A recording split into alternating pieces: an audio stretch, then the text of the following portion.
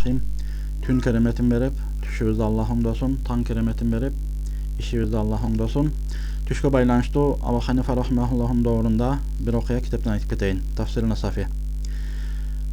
Varu al-Mansuru fi manamihi surata malak. Mansuratu bir ulu insan tüşünde ölüm periştesini köröt. Ve sa'alahu an muddeti umurihi. Kança ömrüm kaldı dep surayt ölüm periştesinden. Fa aşara bi asabi'ihil khams. Ölüm periştesi 5 bir kolun 5 mancasını uşuntip körsetöt. Fa abbarahal muabbiruna bi 5 sanavat. Tüş jorguçlarının kebiri 5 yıllık ömrün bar dese, kebiri 5 aylık ömrün kalıptır deyt. Kebiri çok 5 gündük bolsa kerek deyt. Faqala Abu Hanife rahimahullah.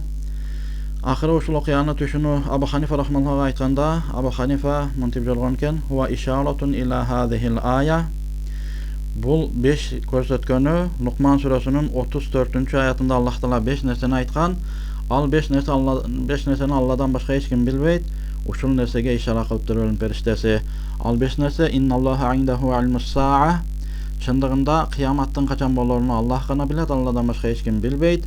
İkincisi jamgırdan to'liq malumat Allah'a gana belgili. Üçüncüsü urgaçılardan enilerden içindeki tüyüldüklerden ilimi Allah'a gana tanıdık. Dördüncüsü adam erteğin günü kılatkan işini bilbeyt. Beşincisi anı bilcan kaysı jerde dünyeden ötörün bilbeyt. Ölüm göt yaşalı meselen dağın ölüm periştesi dağınca da kalsa bilbeyt. Bul 5 nerseni Allah gana bilet.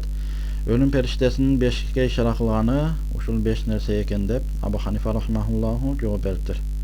Rabbana atina fid dunya hasana ve fil ahireti hasana ve qina azaban nar.